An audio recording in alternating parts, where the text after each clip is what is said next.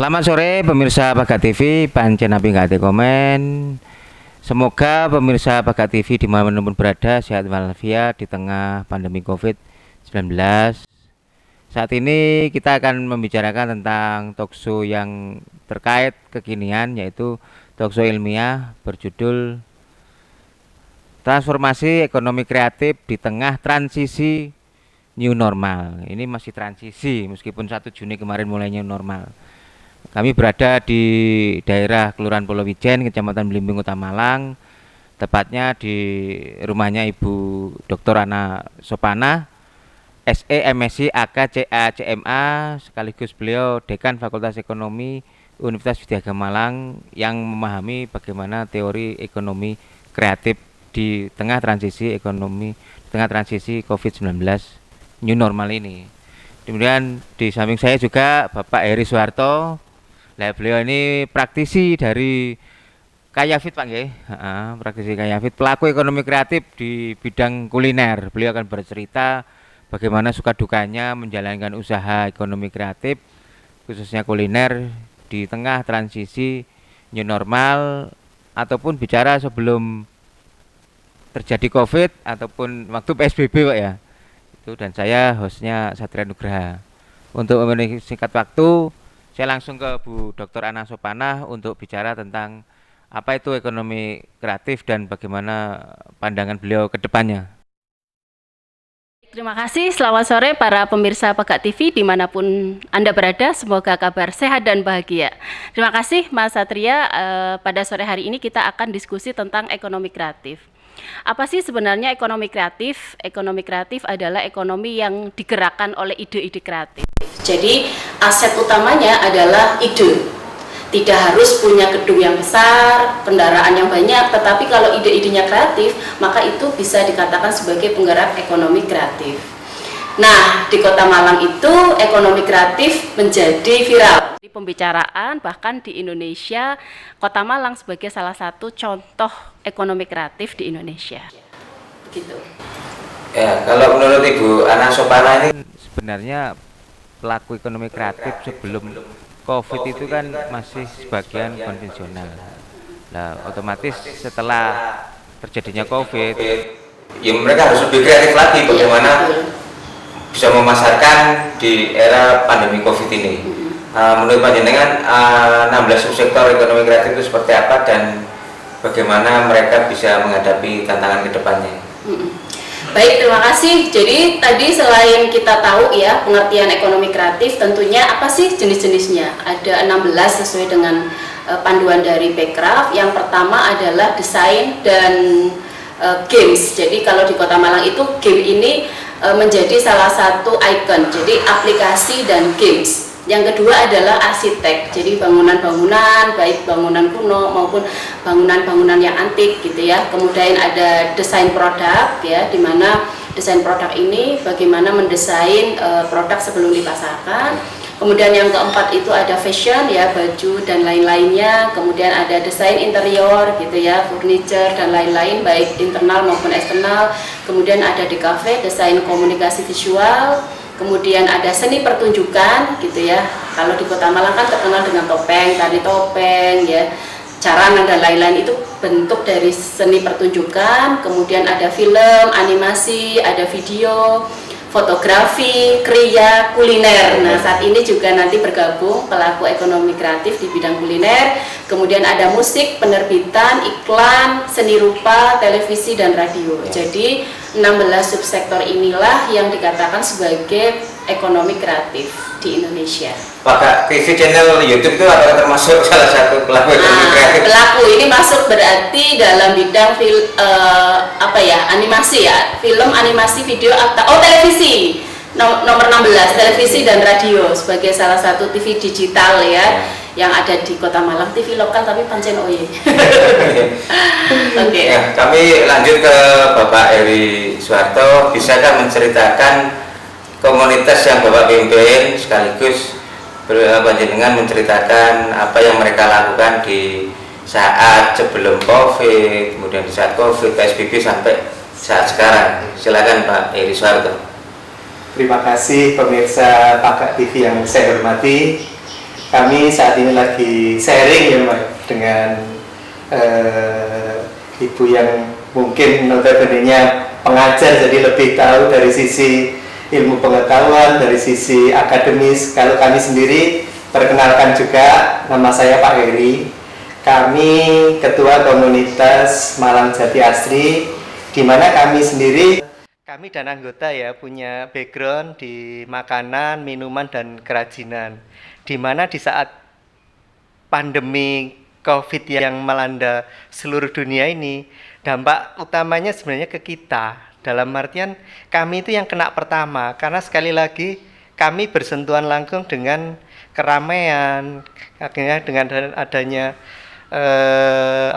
pembatasan jarak dan sebagainya, akhirnya kan dan adanya pariwisata yang tutup mengakibatkan kami ini yang notabene adalah pendukung dan penyokong wisata itu jelas sekali terdampak ya.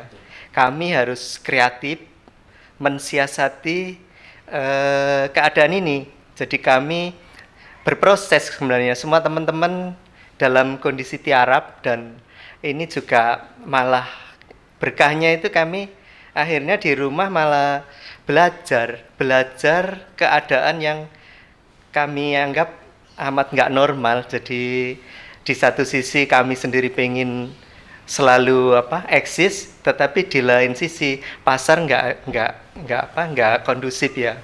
Akhirnya ya teman-teman sepaguyuban ini serentak untuk belajar bareng, bagaimana tetap eksis di kala pandemi ini. Ada yang pertama mereka beralih ke usaha yang sifatnya pendukung COVID, misalnya mereka bikin masker, bikin hand sanitizer dan sebagainya. Ada yang tetap dengan basicnya seperti kami ini. Basic kami itu industri makanan, kuliner ya. Utamanya kami produksi keripik buah.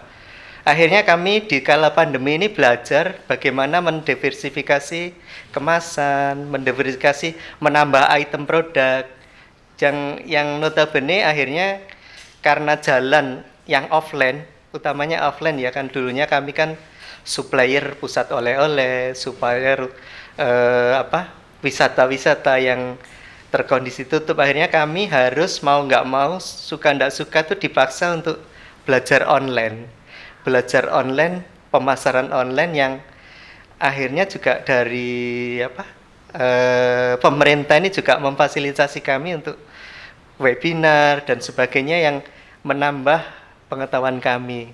Dengan pola itu sedikit banyak akhirnya teman-teman sepaguyuban itu bisa juga merangkak untuk tetap eksis di kala pandemi ini. Di kala nanti new normal yang baru, kemungkinan kami malah punya dua kaki kami bisa eksis di area offline yang memang kekuatan kami selama ini.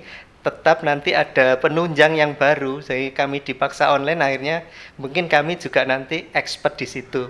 Itu mudah-mudahan ya, jadi bisa berjalan dengan dua kaki yang akhirnya lebih bisa terjangkau lebih jauh. Itu pengalaman kami dan teman-teman sepaguyuban. Menurut Bu Ana Sopana, bagaimana ekonomi kreatif khususnya kuliner mampu berkembang di masa COVID? Oke, baik, terima kasih. Tadi apa yang disampaikan Pak Heri bagus sekali ya Pak ya. Artinya memang syarat ekonomi kreatif mampu bertahan itu harus bisa menyesuaikan diri ya. Nah tadi sudah bagus, sudah diversifikasi produk, belajar, webinar, ini luar biasa Pak, karena hanya itu yang sementara bisa dilakukan. COVID tidak terjadi hanya di Indonesia, memang persoalan dunia, artinya kita bersama-sama.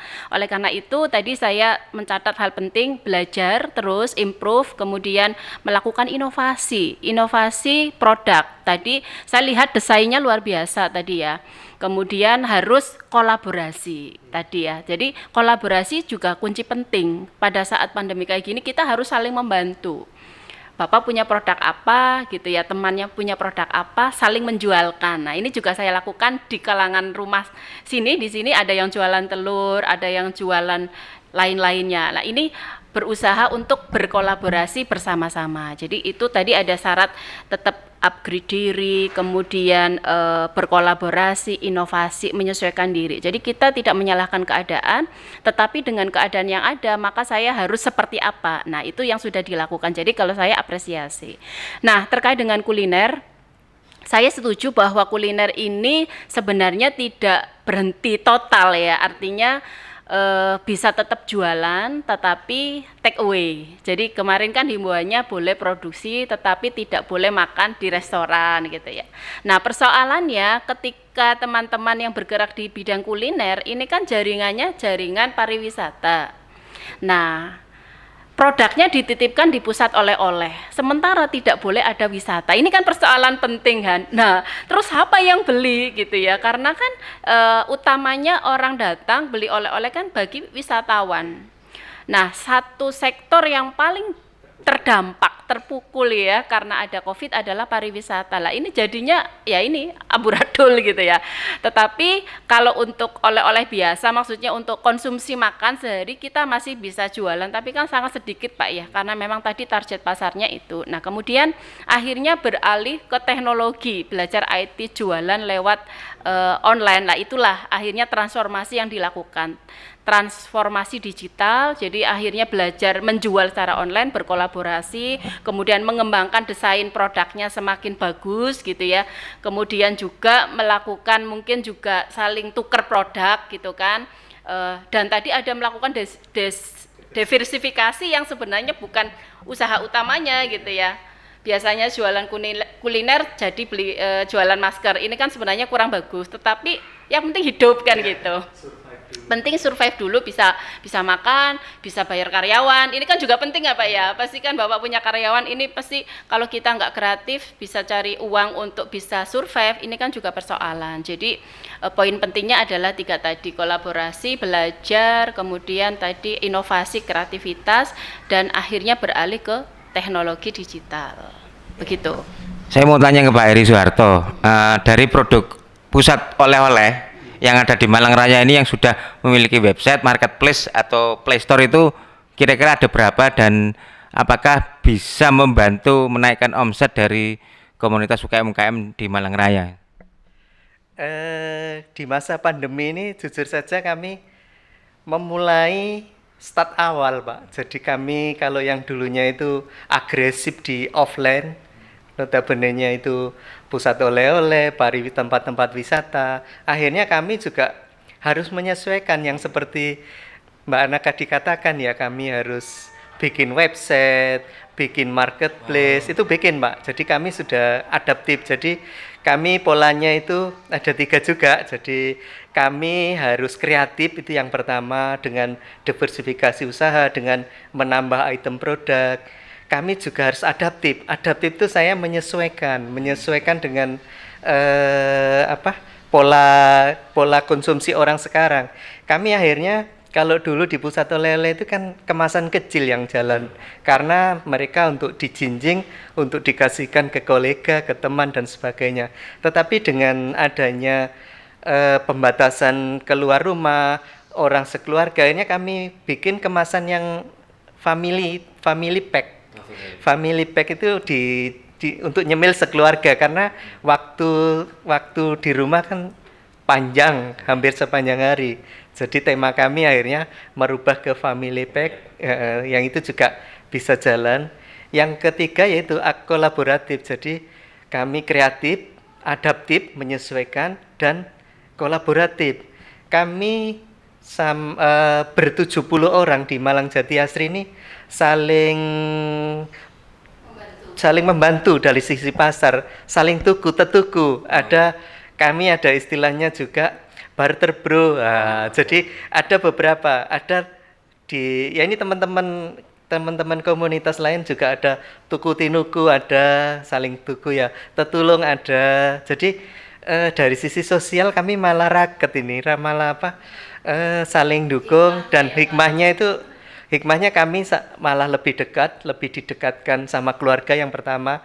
Yang kedua dengan komunitas lebih dekat, karena sama-sama terdampak, sama-sama soro bareng. Jadi dari sisi sosial kami lebih bisa saling mengembangkan diri juga, karena seperti tadi Ibu katakan webinar segala, kami saling komunikasi. Ini loh dari Bank Indonesia ada, ini dari pemerintah Kota Malang, dari sisi wisata ada.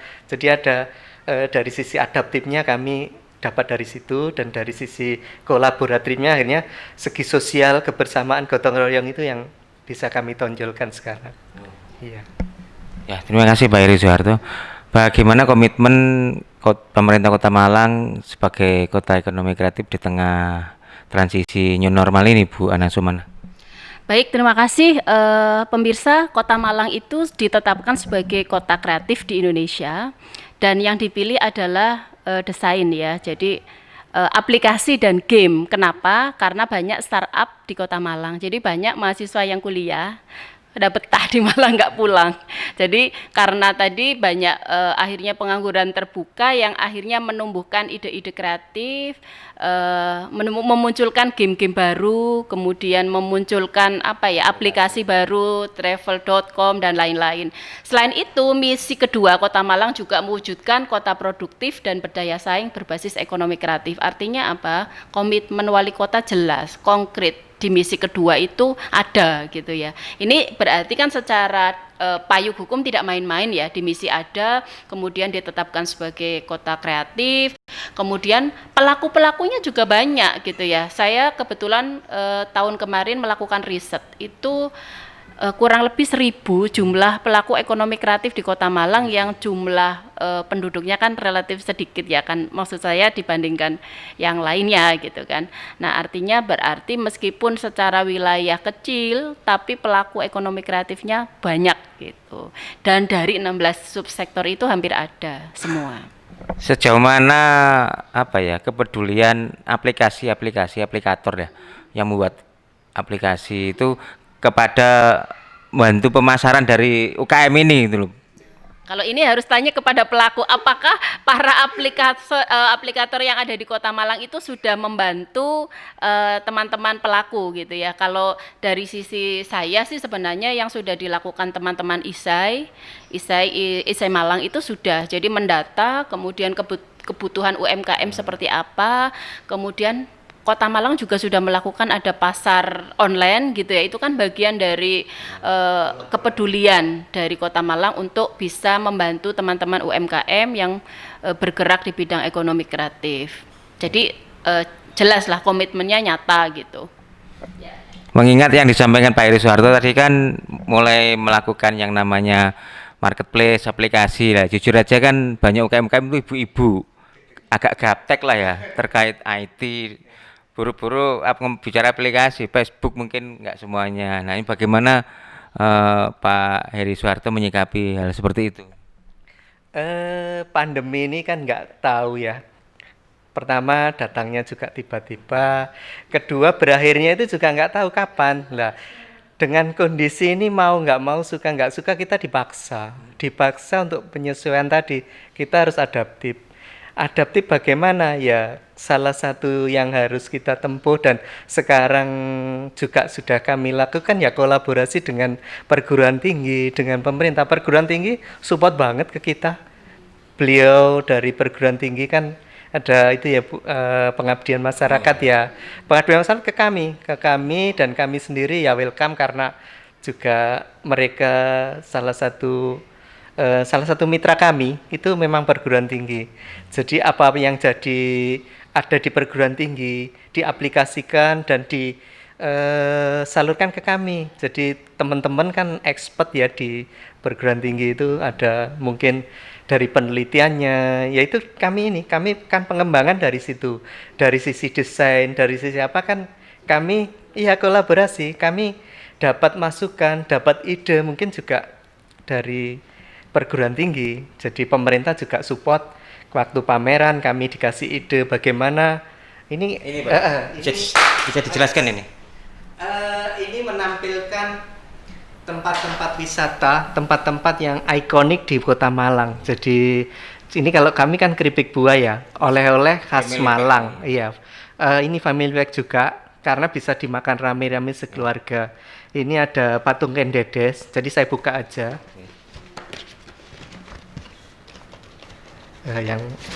Yang pertama ini yang ikonik ya, Kampung Warna-Warni. Kampung Warna-Warni kita jelaskan di sini. Kampung Warna-Warni itu apa sih? Ada. Jadi setiap wisata itu berkunjung ke sini bisa tahu sejarahnya bagaimana, lalu kedepannya bagaimana, pembangunannya sampai apa itu ada di sini. Dan di kantong ini, di kardus ini kan nggak hanya Kampung Warna-Warni, temanya banyak. Jadi ini Tugu ya, Tugu Balai Kota. Kita ada sejarahnya, siapa yang mendirikan, apa yang jadi pertimbangan mengapa didirikan itu ada. Jadi dengan ini idenya Pak Wali Kota ya, jujur aja kami ada adopsi dan kami realisasikan. Beliau kan pengen kita kunjung ke sini, ke Tugu ini aja, kalau mbak-mbak ini sudah bisa tahu sejarah ya, tahu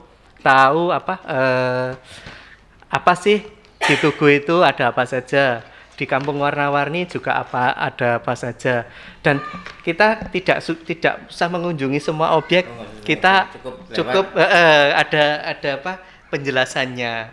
Jadi itu yang jadi kami ini pun ide-ide yang kami aplikasikan antara mahasiswa lalu juga pemerintah ya, dan akhirnya kami sebagai pelaku itu terbantu dengan pemasaran ini. Ini hanya kami pasarkan di Malang khusus untuk wisatawan yang di Malang. Iya. Harganya berapa itu Pak? Ekonomis sekali Bu. Ini kalau eceran tuh 90.000 sudah dapat ini. Tetapi kalau dari kami 60. Kami membuka diri untuk siapapun jadi resellernya. Monggo nanti. Isi 7 item. Iya. Iya, jadi memang ekonomis. Jadi kantong mahasiswa juga bisa loh. Itu isinya kan Pak ya? Iya, isinya loh. Iya, nanti bisa dinikmati. Nanti kan sama Pak Hidemang. Yang Iya. ini untuk kemasan apa Pak? Ini untuk kemasan hotel ini. Ini untuk kemasan yang di hotel-hotel. Jadi kalau kemasan tadi itu ikonik untuk lokal Malang. Kalau yang ini kita wisatawan yang di hotel-hotel. Jadi kami ada 10 item produk kami, yang di depan ini gambarnya, yang di baliknya keterangan apa isinya. Jadi ini juga bentuk kreatif dan ide-idenya mahasiswa. Saya jujur didampingi juga sama beliau-beliau. Nanti mahasiswa Mbak Ana bisa juga kolaborasi dengan kami. Ya, bagaimana tanggapan Bu Ana Sopana terkait penjelasan Pak Heri Suharto? Baik, menarik sekali ya Pak ya. Memang kita itu saatnya sukses bersama. Jadi saya setuju kalau tadi mungkin ada kampus lain yang sudah datang duluan. Kami khususnya Fakultas Ekonomi Widyagama Malang siap berkolaborasi Pak ya. Memang dari pemerintah pusat itu ada dana hibah Dikti yang memang ditujukan untuk membangun bersama-sama UMKM kita yang ada di Indonesia, khususnya di Kota Malang. Jadi selain dana hibah dari Dikti, dari Widyagama juga ada, meskipun tidak sebesar dari pemerintah pusat. Jadi memang dosen di setiap tahun itu memang diharapkan selain melakukan penelitian juga pengabdian masyarakat. Lah yang disampaikan Pak Heri tadi itu memang pengabdian kepada masyarakat. Dananya juga lumayan kalau dari pemerintah. Yang dari kampus juga ada. Jadi siap berkolaborasi. Jadi nambah jaringan Pak ya, nggak hanya satu kampus, iya, tambah kampus lain gitu ya. Jadi peran Widyagama juga akan seperti itu, membantu masyarakat. Jadi demikian pemirsa, jadi talkshow kali ini memang mempertemukan antara pelaku ekonomi kreatif dengan akademisi yang mana bisa melakukan fungsi kolaboratif sehingga bisa melakukan kegiatan ekonomi kreatif di transisi new normal ini kan. Mengingat kita tidak tahu kapan COVID-19 ini berakhir, tapi paling tidak kita ini berdamai lah dengan corona. Nah, menurut Bu Ana Sopana, bagaimana transformasi ekonomi kreatif dalam situasi transisi new normal ini? Jadi transformasi yang bisa kita lakukan ya pemirsa, tadi sebenarnya sudah implisit ya dijelaskan tadi, harus bisa menyesuaikan diri keadaan, tentunya dengan protokoler kesehatan ya. Jadi hari ini sudah bisa beraktivitas kembali pakai masker. Saya tadi ke kampus lupa sampai minta bantuan dikirim masker karena keburu-buru semangat ya, tapi jadi di mana-mana tetap harus pakai masker, jaga jarak 1 meter, tapi tetap ya waspada, jaga kesehatan, kebersihan dan lain-lain. Jadi tetap bisa beraktivitas. Ini lagi masa transisi sambil nanti dievaluasi. Yang kedua tadi sudah berkolaborasi Pak dengan seluruh pihak gitu ya. Kita saatnya untuk sukses bersama-sama, tidak sukses sendirian tapi bersama-sama, ada Pentaholik kerjasama perguruan tinggi dengan pihak swasta, kemudian juga pemerintah, masyarakat, tadi di dalamnya ada anak muda, mahasiswa. Media massa juga perlu Bunda. Dan terakhir media massa tentunya ya kita kali ini bersama dengan Pagat TV. Nah, seperti itu Mas. Ya, closing statement Pak Heri Soeharto, apa harapan ke depan dari pelaku ekonomi kreatif dan komunitas UKM ke depannya, silakan Pak. Harapan kami tentunya yang pertama COVID ini segera berlalu, kita bisa beraktivitas normal, bisa kembali seperti dulu kala ya. Jadi sebelum COVID ada, tetapi itu pun tetap kita imbangi dengan protokoler kesehatan, kebersihan dan sebagainya. Dan kalau UMKM itu cuma satu kok. Kalau nggak berubah ya punah, itu aja. Jadi saya terima kasih Bu Hana, nanti mungkin saya juga bisa kolaborasi, bisa nyuwun ilmunya. Kan sekali lagi kami ini kan monoton ya sifatnya. Monoton itu ya kerja dengan apa yang kami lakukan. Tetapi apa yang ada di perguruan tinggi kadang nggak sampai ke kami, nggak sampai ke teman-teman UKM. Padahal itu kan ide-ide baru, ide-ide yang sifatnya rasional dan kekinian. Baik itu dari sisi ide usaha, dari sisi pengembangan usaha, dari sisi pasar yang demikian luas. Mungkin perguruan tinggi lebih di depan ya. Kami sendiri itu ya, karena kebanyakan dari kami kan dirijen Bu, direktur ijen, apapun dilakukan sendiri. Jadi ndak sempat mikir piye caranya ya, tapi ini dipaksa memang. Jadi sekali lagi COVID ini juga membawa berkahnya bagi kami sendiri. Sedikit banyak akhirnya tahu online, tahu pasar online, dipaksa memang harus adaptif ya, dan kolaboratif, sekali lagi kolaboratif dengan sesama pelaku, saling barter bro. Itu kami punya apa, beliau punya apa, ayo di pasar no bareng, itu barter bro. Ada tuku tinuku itu ada, lalu tetulung ada, gotong royong ada, itu kami jargon kami. Iya, jadi semoga Pagat TV juga selalu backup kami dari sisi medianya, perguruan tinggi juga selalu backup kami dari sisi ilmu-ilmu yang baru yang bisa kami kembangkan dan kita kolaborasikan. Saya kira itu dari kami. Ya, closing statement dari Bu Ana Sopana supaya pelaku ekonomi kreatif ini semangat dan tidak mengeluh di saat pandemi COVID ini dan di saat transisi new normal. Ya. Baik, terima kasih rekan-rekan di seluruh penjuru Indonesia. Tetap semangat untuk teman-teman UMKM yang sekarang sedang berjuang gitu ya. Semoga COVID ini segera berakhir sehingga kita bisa memasuki kehidupan yang seperti dulu lagi. Nah, meskipun katanya agak berat gitu ya, tetapi tidak ada yang sulit kalau kita mau terus berinovasi, berkreatif, sehingga dengan kondisi yang tadi awalnya dipaksa menjadi biasa gitu ya, menjadi biasa yang awalnya tidak pernah dagang online, jadi dagang online, jadi ngerti webinar, ikut Zoom dan lain sebagainya.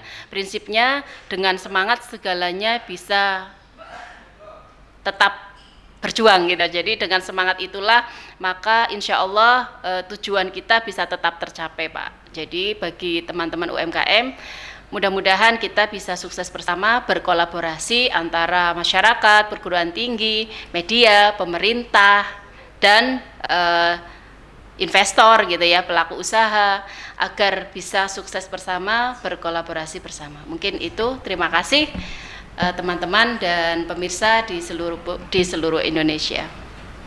Demikian pemirsa Pagat TV, panjenengan nggak komen untuk melihat informasi pendaftaran mahasiswa baru Universitas Agama, bisa melihat di layar YouTube kami sehingga bisa ikut membantu jadi mahasiswa untuk mengembangkan kampus Widyagama dan mengembangkan UMKM. Ayo generasi muda masuk kuliah di Widyagama yang inspiratif, inovatif dan inovasi dan berbagi ilmu kepada masyarakat. Dan banyak beasiswanya. Nah, itu yang penting. Alhamdulillah. Demikian, terima kasih. Kita akan berjumpa di talk show selanjutnya. Saya Setro Nugraha, mohon maaf apabila ada salah kata. Wassalamualaikum warahmatullahi wabarakatuh. Pakat TV pancen api nggak tik komen.